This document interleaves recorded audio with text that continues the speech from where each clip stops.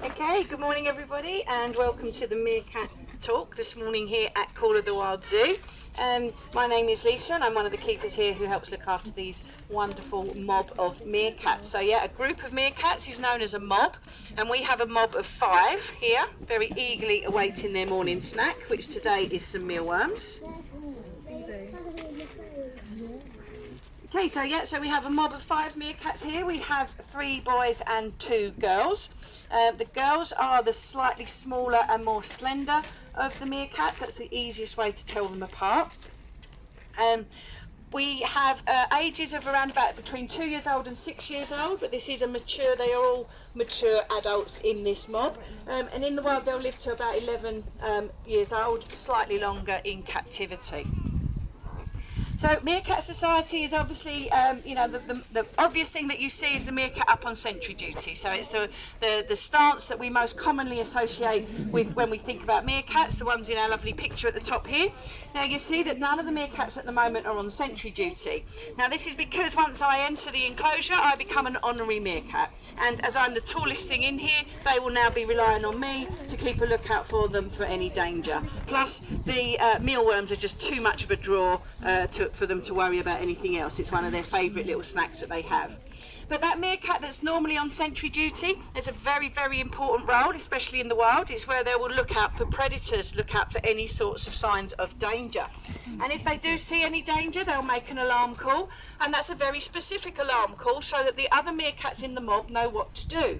If they see a predator coming from the sky, so that would be a hawk, any sort of bird of prey coming from the sky, they will make an alarm call that tells the other meerkats to take cover in their tunnels. So they will run down their tunnels if they hear that type of alarm call, because it's the safest place for them to go. If the meerkat on sentry duty sees something coming along the ground, be it a snake or a fox or a jackal, there's no point in going down their tunnels really, because a snake especially or a big lizard will just follow them down the tunnels. So they actually make a different type of alarm call. And this alarm call is calling the mob to defend their territory. They will defend their territory against a snake, a jackal or a fox. So you might think that these lot don't look that brave and may not do very well against a snake. Well, what they do is they'll stand, all of the mob will stand up on their back legs, they'll bark, they'll squeal, they'll chatter, they'll move around quickly to try and disorientate a predator. And you might still think that 5 meerkats doing that isn't going to be very scary. But in the wild, a mob of meerkats can be 30 to 50 strong. So a group that size of meerkats barking, squealing, running backwards and forwards is usually enough to put off a snake or a lizard from thinking that there's easier meals elsewhere, and they have a very, very high success rate at defending their territory. Now if that still doesn't work and they need to run away, they are extremely fast. They've been measured at around about 20 miles an hour. So if you think of the size of them, that literally means they are gone in a flash away from any predators. Okay, so they live in the desert, in the Kalahari Desert in Africa, and they've got a couple of adaptations that make them very, very efficient at living in that sort of environment. One of the things, and they'll be using it today, is that black fur around their eyes. Those black circles of fur are actually their sunglasses. That helps absorb the light when they're looking up into bright sunlight, because as I said, the one on sentry duty has got to look up into the sky. He's got to be able to see, he or she, has got to be able to see in bright sunlight. And so that black fur helps them to be able to do that. And their eyesight is extremely good. They can see for about a mile, even in bright sunlight, to see any predators.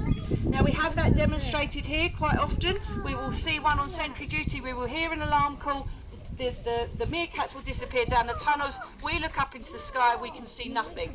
A couple of seconds later we'll see a plane or a bird come into view. So they have seen it way, way before we have. They are extremely intelligent, despite the fact they do alarm call for a helicopter and a plane, but they are extremely intelligent. They've been likened to chimps and dolphins, especially in a group environment with being able to problem solve. We quite often here will feed them their food in things like puzzle feeders, the same things you use with your dogs, and they will work them out within minutes. They will assign different tasks to different meerkats within their group to be able to work out how to get the puzzle feeder open. We also just stand and bury their food quite often. We try and replicate what they would have to do in the wild.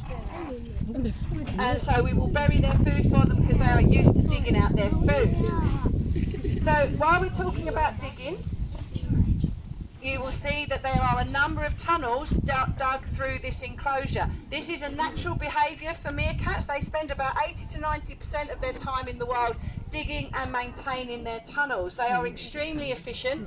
The tunnels that you see are all brand new today. These were filled in last night and then checked this morning. Wow. So since the meerkats have been out from about 9 o'clock, they have redug these tunnels. We don't mind them doing it. We, you know, as I say, it's a natural behaviour. We will encourage it, but we do fill them back in. The reasons for that is, one, to keep them busy, but secondly, it stops me disappearing down a tunnel as I'm halfway through my talk, which hasn't happened yet and I hope won't.